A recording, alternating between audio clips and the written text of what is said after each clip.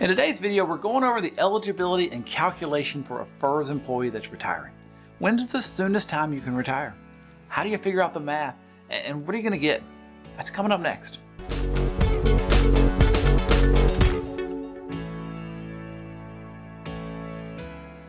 Hey, this is Mel Stubbs. I'm a financial planner at Christy Capital Management, where we're helping federal employees get the information they need so that they can retire better. If you need individualized help, go to christycapital.com and click Talk to an Advisor. Today we're talking about when are you eligible and how to calculate your pension amount. So there are 3 eligibility requirements. There's MRA with 30 years of service, and you can see right here based on your date of birth when your MRA is. You have to achieve the age and have 30 or more years of actual service.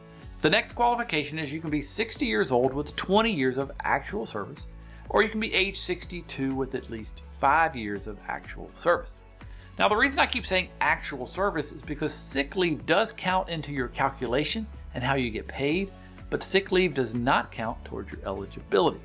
If you need to have 30 years of service, then you actually have to have 30 years of actual service, and then sick leave can be added on top. If you have 29 and a half years of service with 6 months of sick leave, you are not eligible to retire. Now, when you do the calculation, you'll have 30 years in the calculation, but you don't have 30 years of qualifying service. So keep that in mind. Now, there's a way of retiring with MRA with only 10 years of service. So let's say that you're 58 years old and you have 10 years of service. You could retire under the MRA plus 10 provisions. However, there will be penalties involved. For every year that you are under the age of 62, there'll be a 5% penalty when they're doing the calculation, and that penalty is permanent. Now, generally speaking, you don't want to retire under this provision as there are penalties. Now, moving on into the calculation. If you're a regular FERS employee, you get 1% per year of service. So it's your high 3, which is your highest 36 months in a row of income divided by 3 to get an annual average. And you multiply that by the number of years of service plus your sick leave times 1%. So for the example, if you have 30 years of service and you have 1 year of sick leave, your high 3 is $100,000. You would get 31% of your high 3, which would be $31,000 per year. Now, if you're a special provisions employee, then your percentage amount is different. Let's say maybe you're air traffic control or FBI or some other version of special provisions. You get to retire at age 50 with 20 years of service, or at any age with 25 years of service. You will get 1.7% times your high 3 for the first 20 years, and then you get the standard 1% for every year after that. If you're confused with the term special provisions, then you're probably not one.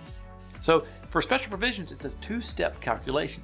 It would be your high 3 times 1.7% times 20 years, and then it would be your high 3 times 1% times the remaining years, and you add those two together to get your annual pension amount. Now, there's also an enhanced annuity that we should talk about. If you retired at age 62 with at least 20 years of service, then you get what's called the enhanced annuity. Ordinarily, you'd get 20 years or ever how many years you've had of service times 1% times your high 3. But if you're 62 with over 20 years of service, the enhanced annuity would be your high 3 times 1.1. Now that 0.1 doesn't sound like a lot, but it's actually a 10% raise. So generally speaking, if you're 61 and a half years old, you have over 20 years of service, try to hang on to 62 because you'll get that 10% bonus. If you're trying to retire at age 59 and you have plenty of money, then it's probably not worth waiting 3 additional years to get that bonus. Because once you have enough, you have enough. But if you're on the cusp of getting the enhanced annuity, you may want to stick around for it. If you have any questions about your federal retirement and you want to talk to somebody that understands these things, reach out to us. If you want to find out the 6 costly mistakes that federal retirees make at retirement, watch this video right here. You don't have to make these mistakes, so get the information that you need to retire better. If you want to sign up for our monthly webinar, go to christycapital.com/webinar. My name is Mel Stubbs. I'll talk to you next time.